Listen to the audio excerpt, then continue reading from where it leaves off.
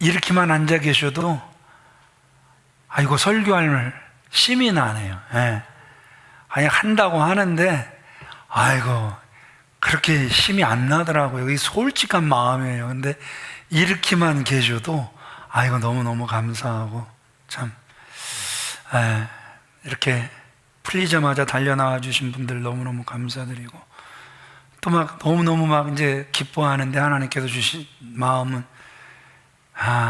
또 나오고 싶지만 또 나오지 못하는 그러한 분들 때문에라도 속기 백신이 개발됐으면 좋겠고요. 예. 그래서 우리가 이렇게 또 대면 예배할 수 있는 그날이 속히 왔으면 참 좋겠습니다. 계속해서 기도해 주시길 바랍니다. 말씀으로 들어갈게요. 한 남자가 주일에 역시 같이 교회 다니는 친구하고 골프장을 이렇게 가기로 약속을 했어요. 그런데 기다려도 약속 시간이 30분이 훨씬 넘었는데도 골프장을 가자고 약속한 친구가 안 나타나네요. 한 4, 50분 늦게 이제 달려오는데 헐레벌떡 숨이 차서 달려오는 거예요. 아니 가자고 한 게 누군데 이제 오면 어떡해? 그랬더니 늦을 수밖에 없었던 사연을 이야기를 해주는 거예요. 실은 말이야 주일 예배를 드려야 하는데 골프장에 간다라는 게 마음에 걸리잖아. 그래서 동전을 놓고 던져서 앞면이 나오면 예배, 뒷면이 나오면 골프장을 가려고 했는데 30분을 던져도 앞면만 나오잖아. 그래갖고 뒷면이 나올 때까지 던지다 보니까 이렇게 늦은 거야. 그러더래요. 자, 누가 연상이 되죠? 이미 마음은 모압에 다 빼앗기고 그 물질의 마음을 다 빼앗긴 누구요? 발람이 생각이 나죠. 예. 거룩한 척, 하나님의 영이 있는 척, 그래서 하나님의 말씀만 할 것 같지만 이미 그의 마음 속에서는 이미 재물로 가득 차 있었던, 세상적인 생각으로 가득 차 있었던 그 발람의 모습이 떠오른다라는 것이죠. 자, 지난주 3장에서 하나님의 부르심을 받은 어린 사무엘, 그 사무엘을 통해서 엘리의 집안은 멸망당할 것이 예고되어졌습니다. 반면에 하나님이 어리지만 그 사무엘에게 자신을 계시해 주심으로 인해서 하나님께서 어린 사무엘을 세우셨고 그를 통해서 말씀을 이제는 듣게 하셨구나. 그래서 그의 언어가 한 알이라도 땅에 떨어지지 않게 하셨음을 우리는 말씀을 통해서 보았습니다. 이제 나라가 또 하나의 제사장이요, 또 하나의 선지자요, 또 하나의 사사가 이렇게 세워짐으로 안정되어지는 것 같은 그때에 이제 블레셋이라는, 그래서 계속해서 이스라엘이 그 넘지 못할 것 같았던 그 벽이 일어나는 모습을 우리에게 보여주고 있습니다. 블레셋과 전쟁을 하게 된 거예요. 그래서 오늘 본문 4장은 블레셋과 전쟁을 하는 이야기란 말입니다. 블레셋과 전쟁을 하는 이스라엘의 모습들을 보면 말만 들어보면 믿음이 있는 것 같아요. 말만 들어보면 저들은 전쟁을 하면 백전백승을 할 것 같은 믿음이 있어 보이는 그러한 이스라엘이었습니다. 그런데 오늘 보세요. 블레셋은 이미 아벡이라는 곳에 진쳤고 또 블레셋이 올라왔으니까 이스라엘은 에벤에셀 곁에 이렇게 진을 칩니다. 그래서 전쟁이 일어나죠. 그런데 이스라엘이 패해요. 몇 명이 죽냐 하면 4,000명이 넘게 죽습니다.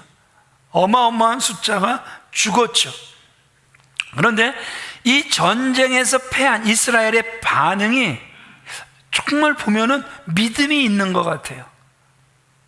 말이 좋아 믿음이 있는 것 같은데 우리 같이 읽어보겠습니다. 우리 3절입니다. 시작. 이스라엘 장로들이 이르되 여호와께서 어찌하여, 우리 옥집사님 마이크 좀 켜주세요. 소리가 안 나오네. 자, 우리 다시 우리 옥집사님 소리가 나오면 켜져 있다 그러는데요. 다시 시작. 백성이 진영으로 돌아오매 이스라엘 장로들이 이르되 여호와께서 어찌하여 우리에게 오늘 블레셋 사람들 앞에 패하게 하셨는고 여호와의 언약궤를 실로에서 우리에게로 가져다가 우리 중에 있게 하여 그것으로 우리를 우리 원수들의 손에서 구원하게 하자. 예.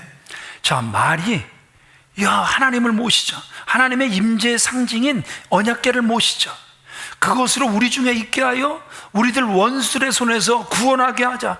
와, 언어 자체는 믿음의 소리 같잖아요. 그죠? 하나님을 굉장히 영화롭게 하고 높이기를 원하고, 그래서 그 하나님이 하시기만 하면 된다라는 믿음의 언어 같았습니다.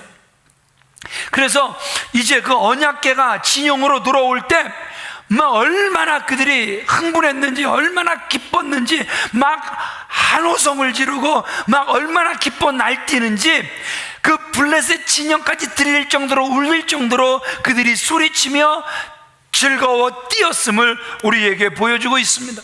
그러니까 블레셋에서 이게 도대체 무슨 일인가 알아보니 뭐가 이스라엘 진영으로 들어왔다라는 거예요. 여호와의 언약궤 법궤가 이스라엘 진영으로 들어왔다라는 거예요. 그 사실을 알고는요, 블레셋이 두려움에 사로잡힙니다. 왜 사로잡히냐 하면 그들이 그 여호와를 너무 잘 아는 거예요. 애굽을 치신 능하신 여호와. 그래서 그들이 그 언약궤가 들어왔다는 소리 앞에 두려움에 사로잡히죠. 8절 말씀 같이 읽어보겠습니다. 시작. 우리에게 화로다. 누가 우리를 이 능한 신들의 손에서 건지리요.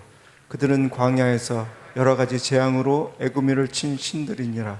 예, 벌써 우리를 이 능한 신들의 손에서 누가 건질 수 있을까? 이러면 게임은 끝난 거나 마찬가지입니다. 왜냐하면 두려움에 사로잡혔거든요. 이스라엘은 사기가 충천됐습니다. 왜냐하면 언약궤가 들어왔어요. 자, 그러면 여러분들이 이미 결론은 가지고 계시죠. 누가 이겼어야 돼요? 이스라엘이 이겼어야 돼요. 그런데 이스라엘이 이기지를 못했습니다. 두 번째 전투에서는 3만 명이라는 사람이 죽습니다. 여러분, 왜 이런 일이 일어났는 줄 아십니까? 9절에 보니까 블레셋이 막 군사들을 독려를 하는 거예요. 우리 같이 읽어볼까요? 시작. 너희 블레셋 사람들아, 강하게 되며 대장부가 되라. 너희가 히브리 사람의 종이 되기를 그들이 너희 종이 되었던 것 같이 되지 말고 대장부 같이 되어 싸우라. 지금까지는 그들이 우리의 종이었어. 그런데 이제 전세가 역전이 돼서 우리가 그들의 종이 돼야 돼? 야, 우리 힘써 대장부가 되자. 이거 자존심 상한 일 아니야? 우리 죽기까지 싸우자. 막 독려를 합니다. 그래서 그 블레셋 군대가 완전히 힘을 얻어 죽도록 싸우는데, 죽기까지 싸우는데 오히려 이스라엘이 3만 명이라는 엄청난 그 군사가 죽었습니다. 11절에 보니까 가장 치욕스러운 건 뭐냐 하면, 언약궤가 들어옴으로 승리를 장담했던 그 이스라엘, 그런데 그들이 뭘 뺏겨요? 목숨을 잃더라도 지켜내야 할 언약궤, 법궤를 빼앗기고 말았습니다. 실로 어처구니 없는 일을 당하고 말았다라는 것이죠. 더욱더 충격적인 사건은 뭐냐 하면, 하나님께서 어린 사무엘을 통해 예고하신 그 모든 일들이 하나도 헛되지 않게 이루어지는 거예요. 바로 엘리 가문이 일시에 몰락해 버리는 거예요. 자, 사무엘상 2장 24절 말씀 같이 읽어보겠습니다. 시작. 사람이 사람에게 범죄하면 하나님이 심판하려니와 만일 사람이 여호와께 범죄하면 누가 그를 위하여 간구하겠느냐 하되 그들이 자기 아버지의 말을 듣지 아니하였으니 이는 여호와께서 그들을 죽이기로 뜻하셨음이었더라. 그들이 돌이키지를 않아요. 엘리도 하나님 앞에 무릎을 꿇을 줄 아나요? 하나님의 뜻이 이루어질 거야? 이건 포기였단 말입니다. 그래서 언약궤 빼앗겼어요. 뿐만 아니라 엘리의 두 아들 홈리와 비느하스가 죽었어요. 18절에 보면 이스라엘이 대패했고 두 아들이 죽고 법궤는 빼앗겼다, 이 소리를 듣고 엘리 대제사장이 충격을 받습니다. 의자에 앉았다가 뒤로 넘어졌는데 목이 부러져 죽습니다. 여기서 끝났습니까? 아니요. 20절로 21절 말씀 보면 비느하스의 아내가 그 소식을 듣고 갑자기 배가 아파 막 부풀려 아이를 낳습니다. 그러면서 죽어가면서 아이의 이름을 지어주는데 이가봇 이렇게 지었습니다. 무슨 뜻이냐면 하나님의 영광이 도대체 어디 있느냐, 하나님의 영광이 이제는 다 떠나버렸다. 오직 했으면 그 아이를 낳고 이름을 이가봇이라고 짓고는 그 여인은 죽습니다. 이 말씀을 통해서 저와 여러분들이 깨닫게 되는 중요한 사실이 뭐냐 하면 이스라엘이 하나님의 임재의 상징인 언약궤를 가지고도 블레셋과의 전쟁에서 졌다라는 거예요. 또 하나는 뭐냐 하면 하나님의 궤를 가지고 있다고 해서 그것이 그들에게 승리를 보장해 주는 것은 결코 아니었다라는 사실을 우리에게 보여주고 있다라는 것이죠. 그러니까 다른 말로 이들은 이 법궤 언약궤를 그 알라딘과 40인의 도적에서 뭐가 나와요? 램프가 나오죠. 문지르니까 뭐가 나오죠? 지니가 나오죠. 그러니까 요술 램프의 지니 정도로 생각했던 것 같아요. 야 우리가 해보려고 그랬는데 야 이거 안 풀리네. 그러니까 지니야 우리의 소원을 들어다오. 네가 나가서 저 블레셋 군대 싹 다 진멸시켜줘. 그래서 문지르고 나오게 해서 명령하면 자기들의 소원이 이루어질 줄 착각했다라는 것이죠. 제가 결혼식 주례 때 참 자주 썼던 예화인데요, 어떤 노총각이 요술 램프를 주웠어요. 문지르니까 요정이 싹 나왔어요. 그런데 이 요정은 그 지니와 같지 않게 좀 짜요. 소원을 들어줘도 한 가지만 들어주겠대요. 그런데 이 노총각은 소원이 3가지였어요. 돈, 여자, 결혼. 돈, 여자, 결혼. 돈, 여자, 결혼. 소원은 3가지인데 한 가지만 들어주겠다 그러니까 이 사람이 말을 다 붙여버려서 돈, 여자, 결혼. 돈, 여자, 결혼. 돈, 여자, 결혼. 그래갖고 소원이 이루어졌어요. 돈 여자와 결혼을 해버렸어요. 정신 나간 여자와 결혼을 해버린 것이죠. 여기서 우리가 알 수 있는 것이 무엇입니까? 하나님을 바르게 섬기는 믿음이 없이 갖고 있는 하나님의 궤, 그저 하나의 화려한 궤짝에 불과했다라는 것이죠. 하나님의 궤는 임재를 상징할 뿐이지 하나님의 임재 그 자체가 아니었음을 오늘 우리에게 보여주고 있다라는 것이죠. 다시 말해 하나님의 궤를 가지고 있다고 해서 하나님이 그들과 함께 하시는 것이 아님을 우리에게 보여주고 있다라는 것이죠. 이스라엘이 왜 패했습니까? 왜 하나님께서 이스라엘과 함께 하지 않으셨습니까? 이유는 그들이 패했어도 4,000명이 죽었어도 그들이 하나님께 엎드리질 않는 거예요. 왜 전쟁에 패했습니까? 하나님께 묻지를 않았단 말입니다. 그들에게 어리지만 사무엘 선지자가 있었고 그의 언어는 하나리라도 땅에 떨어지지 않았단 말입니다. 그럼에도 불구하고 묻는 지도자가 한 사람도 없었음을 안타깝지만 우리에게 보여주고 있다라는 것이죠. 사실 우리가 원인은 알죠. 왜 그 전쟁에서 패했습니까? 지도자 때문이죠. 어떤 지도자요? 엘리의 집안에 망나니 2 제사장이 있었는데 홈리와 비느하스였단 말입니다. 그러니까 그들의 죄악과 그 죄악의 연장선에서 또 이스라엘의 죄악이 더해졌단 말입니다. 그래서 그 전쟁에서 패하는 모습을 우리에게 보여주고 있다라는 것이죠. 하나님께서 사랑하시는 귀한 믿음의 성도님들, 그들이 언약궤를 가져온다는 것의 의미를 알아야 했단 말입니다. 하나님의 궤는 언약궤일 뿐이란 말입니다. 이스라엘에 하나님께서 그 언약궤를 주시면서 너희들이 나의 명령, 그래서 나의 규례를 잘 지키면 내가 너희들과 함께해서 승리를 줄 것이다. 너희들에게 안전을 줄 것이다. 그러나 너희들이 나의 언약에 불성실할 땐 하나님께서 그들과 함께 하지 않으심을 알게 해주시게 하여 그들에게 주신 게 언약궤였단 말입니다. 전에 어떤 분이 천국의로의 초대라는 아주 정말 좋은 그림, 아주 편안한 그림을 이렇게 줬어요. 그 그림을 받자마자 저는 얼마나 기분이 좋은지 그 그림을 갖다가 가장 잘 보이는 곳에 모치를 해서 딱 걸어놨어요. 자, 그러면 천국의로의 초대의 그림이 저에게 있기 때문에 제가 늘 천국으로 초대를 받는 겁니까? 아니죠. 예, 제 마음이 천국이어야 되는 거죠. 그림이 있다고 그게 저를 천국으로 초대하는 건 아니었단 말입니다. 하나님께서 사랑하시는 귀한 믿음의 성도님들, 잘 생각해 보세요.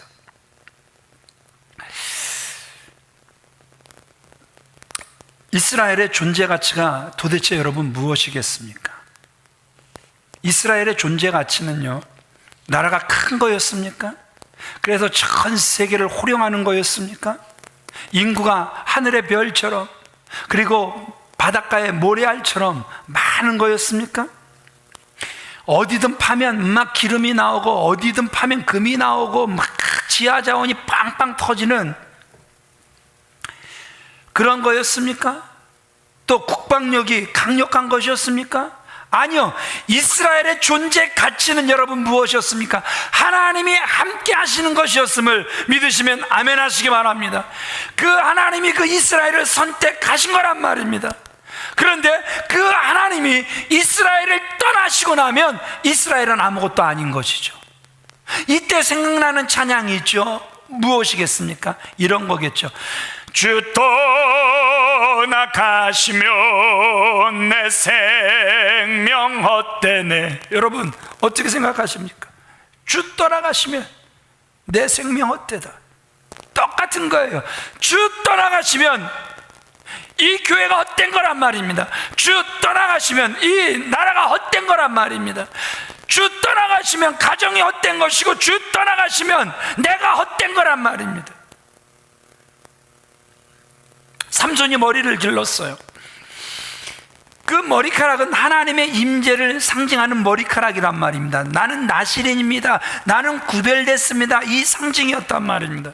그러나 그 머리카락이 한 여인에 의하여서 잘려지고 하나님의 임재가 떠났습니다.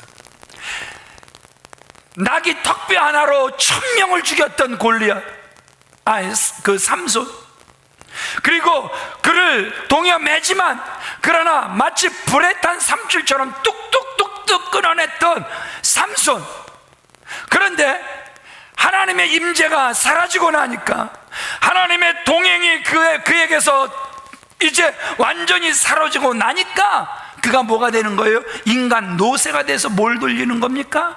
맷돌을 돌리는, 한마디로 블레셋 사람들의 놀이객감이 되어버렸음을 우리에게 보여주고 있다는 것이죠. 정말 주 떠나가시니까 그 생명이 헛됐음을 우리에게 보여주고 있다는 것이죠.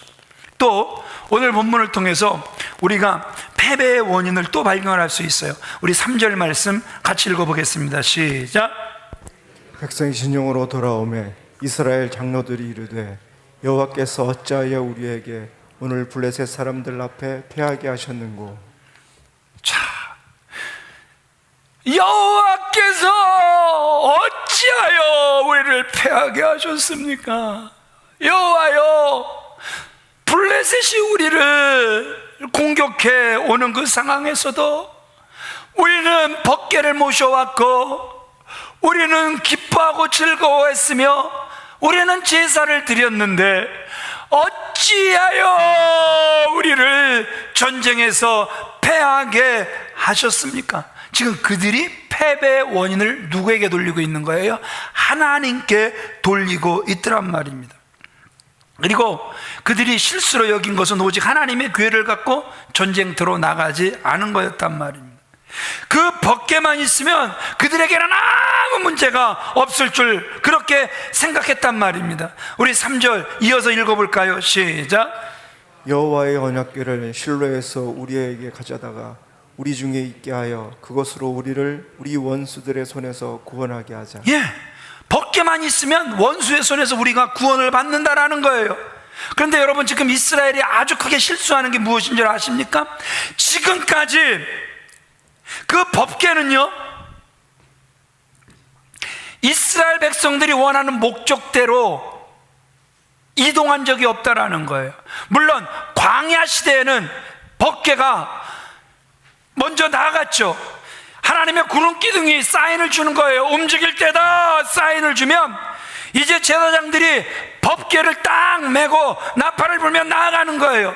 그러면 백성들은 저 2000규빗이 떨어진 데서부터 이제 아무 말을 않고 그 법궤를 따라가기만 하면 됐어요. 그러면 법궤는 앞서가면서 장애물이 있으면 제거해 주셨고, 그 앞길에 대적들이 있으면 물리쳐 주시는 그 역할을 광야 시대는 했어요. 그러나 그들에게 접어든 건 사사 시대였단 말입니다. 그리고 사무엘도 사사란 말입니다. 사사 시대에 들어와서는 법궤가 전쟁에 이용된 적이, 그래서 하나님이 내 법궤를 메고 가라, 그러면 너희가 승리할 것이다, 이렇게 말씀하신 적이 한 번도 없단 말입니다. 그런데 지금 이 이스라엘이 법궤를 어디로 이동하는 거예요? 자기들의 진영으로 그 법궤를 이동을 해 갔단 말입니다. 하나님께서 사랑하시는 귀한 믿음의 성도님들, 사람들이 언약궤를 이용한다고 되는 게 아니더란 말입니다. 사람들이 자신의 소용에 맞게 하나님을 이용해서는 안 되는 거란 말입니다. 오히려 우리가 하나님을 움직여가는 것이 아니라 하나님이 우리에게 명령하셔야, 그래서 그 명령대로 움직여져야 하나님의 백성들인지 믿으시면 아멘 하시기 바랍니다. 하나님은 천지를 창조하신 하나님이시란 말입니다. 우리는 피조물로서 천지를 창조하신 그 하나님을 믿는 것이란 말입니다. 우리는 하나님이 우리를 위해 존재하는 것이 아니라 우리가 하나님을 위해 존재하는 줄 믿으시면 아멘 하시기 바랍니다. 우리가 믿는 하나님은 우리의 필요에 의해 우리가 만들어낸 그러한 돌이 아니라, 그러한 금이 아니라, 은이 아니라, 목석이 아니란 말입니다. 하나님의 필요에 의해 저와 여러분들이 창조된 줄 믿으시면 아멘 하시기 바랍니다. 그런데 그들은 하나님께 어찌하면 좋겠습니까? 여쭙지 않고 스스로 대책을 강구한 거예요. 언약궤 자체가 있으면 그것이 자신들을 구원해 줄 것으로 믿었단 말입니다. 그런데 보세요, 언약궤 주변에 누가 서 있습니까? 4절 말씀 같이 읽어보겠습니다. 시작. 이에 백성이 실로의 사람을 보내어 그룹 사이에 계신 반군의 여호와의 언약궤를 거기서 가져왔고, 엘리의 두 아들 홈리와 비느하스는 하나님의 언약궤와 함께 거기에 있었더라. 여러분, 이 모습을 한번 상상해 보세요. 법궤가 있어요. 언약궤가 딱 있어요. 그리고 그 주변에는 누가 있어요? 홈리와 비느하스가 있어요. 갖춰질 건 다 갖춰졌어요. 그죠? 제사장 두 사람이나 다 갖춰져 있어요. 그 주변에는 장로님들이 쫙 서 있어요. 와, 정말 하나님의 군대가 막 움직여가는 그러한 모습이 막 연상이 될 수도 있을 거란 말입니다. 그런데 여러분, 여러분들이 다 아시는 것처럼 홈리와 비느하스는 제사장이지만 그들은 망난이었어요. 그들의 삶은 개차반이었어요. 그러니까 거기에 함께하는 자들이, 언약궤와 함께할 자격이 있는 사람이 그 주변에 없는 것이 문제였단 말입니다. 형식만 있는 사람들에게 하나님의 궤는 하나의 화려한 궤짝에 불과하다라니까요. 그런데 그들이 그것을 알지 못했다라는 것이죠. 여러분, 지금 그 궤는 누가 가져오라 그랬습니까? 아까 읽으셨죠? 3절 4절 계속해서 읽으셨죠? 4,000명가량 죽고 난 다음에 이스라엘의 장로들이 실로에 있는 언약궤를 메고 오라는 거예요.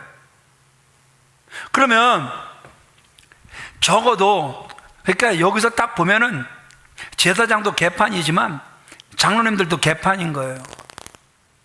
2판 4판 공사판인 거예요. 하나님의 궤를 자기들이 원해서 메고 온다라는 게, 이게 있을래야 있을 수도 없는 일인데 전쟁에서 딱 지고 나니까 지금 그들이 한 행동이 여호와의 교회를 메고 와라, 이렇게 명령하는 안타까운 모습을 우리에게 보여주고 있다는 것이죠. 이 장로님들이 언약궤를 가져오라는 잘못된 처방을 내리고, 또 거기에 제사장들이 그래 가져올게 그러면서 또 달려가서 메고 오는 제사장 꼬라지들을 하며, 그래서 시대 말에 지도자가 정말 잘 서야 된다는 사실을 오늘 우리에게 다시 한번 보여주고 있다는 것입니다. 그래서 여러분들은 정말 신앙생활의 평안, 안정을 위해서, 목사를 위해서 그래서 기도해 주시는 거예요. 잘못된 방향으로 여러분들 인도하지 않도록. 잘못된 행정 지도를 장로님들이 내리지 않도록 온 성도는 그래서 깨어 기도해야 된다는 거예요. 아멘이십니까? 기도해야 할 이유가 얼마나 많은지 모른다라는 것이죠. 어떤 문제가 있을 때 때로는 하나님의 팔을 꺾고 협박해서 자신의 뜻을 들어주기를 간청한단 말입니다.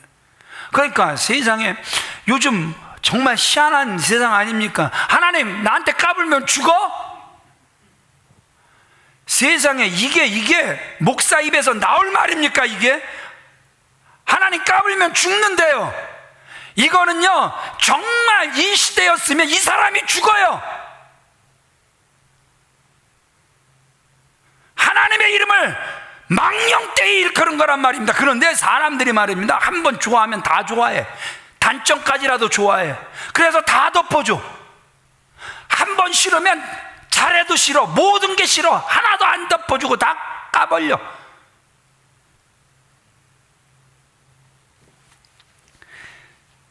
저는요 참 희한한 게, 우파 쪽에 가면 좌파예요. 좌파라 그래요. 우파가. 목사님은 좌파래. 근데 좌파에게 가면 우파예요. 참 희한하죠. 그러니까 제가 제 자신을 스스로 봐도 저는 중도예요. 예. 정말 좌로나 우로나 치우치고 싶은 마음이 제 마음속에 1도 없어요. 때로는 기가 너무 얇아서 치우칠 때가 없지 않아 많이 있습니다.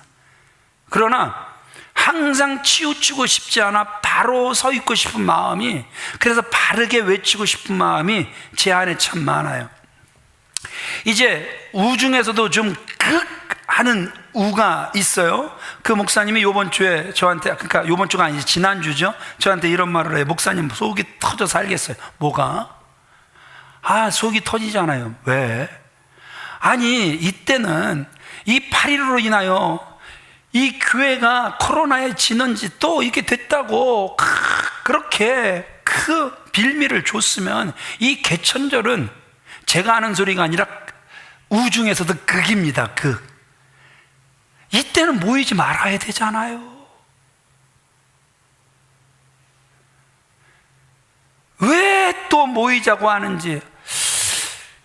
저는요 이 중앙 침례교회가 한때 그 코로나 이렇게 확진자들이 그 안에서 나옴으로 인해서 교회가 매우 곤란해 하다가, 수원시장 우리 염태영 우리 그 시장께서 이거 교회에서 나온 게 아니라 감염된 자들이 들어왔다가 오히려 교회는 한 사람도 감염되지 않고 가장 안전한 곳이 교회였다, 이렇게 됐잖아요. 안 믿어지세요? 우리 교회 안전할 것 같아요? 되게 안전할 것 같아요? 5m 근처에만 오지 마세요. 제가 좀 말이 세서 침이 막 튑니다. 그러니까 좀 가까이만 오지 마시고. 저는 교회가 안전한 곳이 됐으면 좋겠어요. 정말 안전한 곳이 됐으면 좋겠어요. 그런데 좀 과격한 좀 목회자들이 무슨 말을 해요? 우리가 예배하면 하나님이 공기도 바꿔주신다라는 거예요. 그래서 마스크 벗으세요. 마스크 벗으세요. 마스크 쓰시면 믿음이 없는 겁니다. 마스크 다 벗으래요. 그래서 그 기도원에 가서 마스크 쓰고 있으면 바보 되는 거예요. 여러분 이게 맞다라고 생각합니까? 제가 청소년 문화회관을 이렇게 돌아요. 돌면 목사님들을 좀 아는 목사님들을 좀 만나요. 그러면 창피해서 제가 그냥 안녕하세요 그리고 휙 지나가 버려요. 왜 지나가냐면 마스크를 안 써.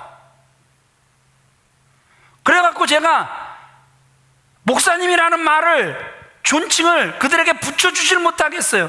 그냥 휙 지나가 버려요. 여러분, 우리는요, 내 믿음이 아무리 좋아도 사도 바울을 늘 우리는 생각해야 돼요. 젊을수록 사도 바울을 늘 생각해야 돼요. 사도 바울이 뭐라 그랬습니까? 나는 제산, 그 음식, 그래서 이방 돌덩어리, 금덩어리에게 드려진 그 재물을 먹어도 나에게 아무런 해가 되지 않는다라는 사실을 나는 믿어. 그러나 내가 이걸 먹는 것으로 인해서 믿음이 약한 자들이 시험에 들 것 같으면 내가 그들로 인해서 그 제사상에 올라간 고기를 절대 먹지 않을 거야. 약한 자를 배려하는 거란 말입니다. 목사들의 믿음이 아무리 좋아도, 우리 장로님들의 믿음이 아무리 좋아도 지금 이 시기는 약한 자들을 배려할 때란 말입니다. 깨달아지시면 아멘 합시다. 이건 아멘 하셔야 돼요. 맞거든요. 여러분, 좀 교회가, 저는 이런 교회가 됐으면 정말 좋겠어요. 여러분들이 교회에 나오심으로, 그래서 예배하심으로 하나님께서 지켜주신다라는 믿음도 들어가야 하지만, 그러나 서로가 서로를 배려하여, 콧구멍도 안 내놓으시고 입구멍도 안 내놓으시고, 이렇게 우리가 예배 잘 드려서 서로가 편안하게 예배할 수 있는, 배려받는 느낌을 받을 수 있는 그러한 교회가 됐으면 정말 좋겠습니다. 아멘이십니까? 아멘이십니까? 예. 오늘 말씀을 통해서 우리는 우리에게 필요한 깨달음을 얻어야 되는 거예요. 우리나라에도 하나님의 임재를 상징하는 물건들이 정말 많습니다. 그 대표적인 것이 십자가입니다. 우리 한국 땅에 십자가가 몇 개예요? 6만 개입니다. 6만 개. 몇 개? 6만 개. 많아요? 되게 많아요? 상당히 많죠. 어디에나 줄비한단 말입니다. 눈에 보이지 않는 상징물, 신학교 어마어마하게 많습니다. 전 세계에서 제일 많습니다. 그토록 많은 하나님의 임재의 상징물을 갖고 있는 교회가 오히려 지금은 사방에서 우겨싸임을 당하잖아요. 교회를 다닌다는 청년들의 3분의 1 이상이 어른들의 하는 행동으로 인하여 이제 신앙생활하고 싶지 않대요. 이 정도 됐으면 이제 좀 우리가 자제해야 되지 않아요? 정말 자제해야 되지 않겠습니까? 주 이름으로 부탁드립니다. 오직하면 먹고 살아야 되는 버스 운전을 하시는 분들이 버스를 10대 20대를 빌린다고 해도 개천절 집회 가는 데는 안 간다 그러잖아요. 그 정도가 됐으면 진짜 하나님의 영광을 위하고 사람들에게 좀 덕이 되고 그러려면 이제는 그만했으면 좋겠어요.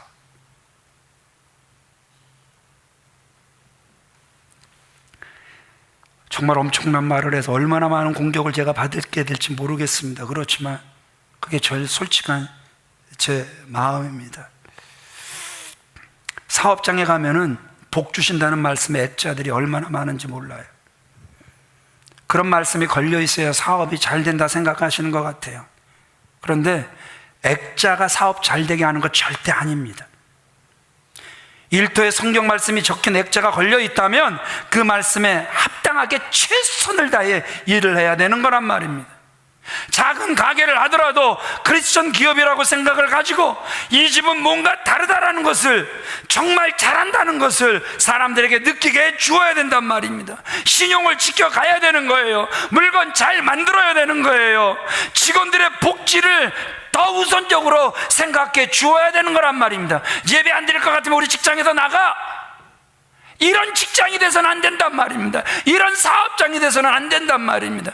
예배를 드려야 하기 때문에 오히려 그들을 더 많이 배려해주는 이런 사업장들이 되어져야 되는 거란 말입니다. 식당을 운영하면서도 음식 맛있게 만들어야 됩니다. 남은 거 제발 재사용하지 말아야 됩니다. 최고의 재료를 사용해야 되는 겁니다.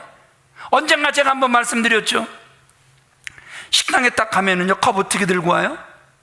좀 변할 줄 알았어요. 정말 저는 많이 외쳤기 때문에 변할 줄 알았는데 요새도 컵 이렇게 놔줘요.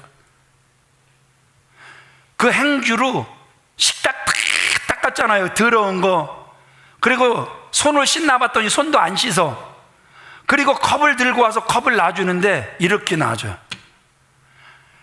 이 컵으로 마시고 싶으면 한번 손 들어보세요. 모르니까 마시지, 안 봤으니까 마시지, 알고는 안 마시게 돼요. 절대 이렇게 행동해서는 인류 식당 될 수 없어요. 그러니까 사소한 거 하나까지라도 정말 최고가 되고 최고로 섬긴다라는 이러한 모습을 보여주셔야 된다라는 것이죠. 최고가 되려면 최고처럼 생각하고 최고처럼 말하고 최고처럼 그래도 행동하셔야 될 것 아닙니까? 말씀을 정리하겠습니다. 우리가 성실하게 살지 않고 하나님 마음에 합한 삶을 살지 않으면 나라 전체가 십자가가 뒤덮여 있어도, 전 국민이 십자가 목걸이 귀걸이하고 다녀도, 차 안에 십자가 걸고 다니고 차 뒤에 나 성도입니다 물고기 표시 붙이고 다녀도 그것이 나를 보호해 주는 게 아니더란 말입니다. 아무리 붙이고 다녀도 아무 소용이 없는 거란 말입니다. 우리가 하나님 마음에 들어서 하나님이 우리와 함께 계셔야 믿음의 승리자가 될 줄 믿으시면 아멘 하시기 바랍니다.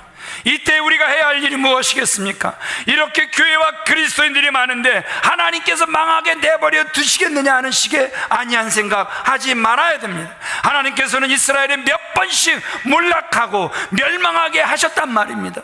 모압이, 암몬이, 블레셋이, 이제 결국엔 아수르가 한 번 멸망시키고 한 번은 바벨론이 멸망시키게 하는 그 수모를 이스라엘이 다 당하게 하셨다라는 것이죠. 그들에게 언약궤를 갖고 있는 것이 아무 소용없었을 때가 한두 번이 아니었음을 저와 여러분들이 기억하셔야 된다라는 거예요.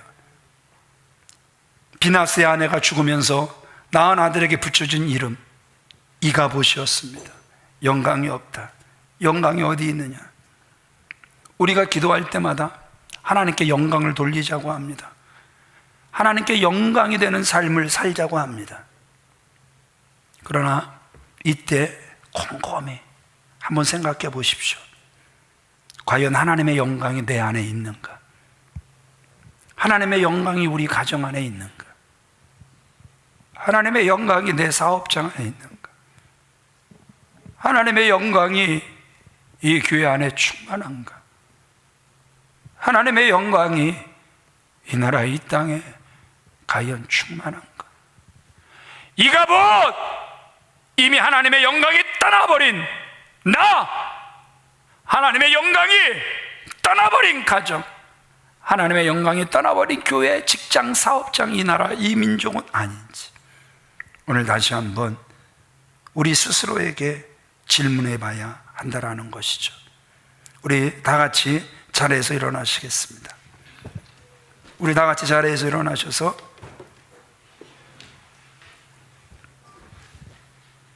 우리 다 같이 따라하겠습니다. 하나님의 영광이 머무는 내가 되게 하옵소서. 하나님의 영광이 머무는 가정이 되게 하옵소서. 하나님의 영광이 머무는 교회 되게 하옵소서. 하나님의 영광이 머무는 이 나라 이 민족 되게 하여 주시옵소서. 이 일을 위하여 계속해서 깨어 기도하시라. 저와 여러분들이 주 안에서 다 되어지시길 우리 주 예수 그리스도의 이름으로 축원을 드립니다.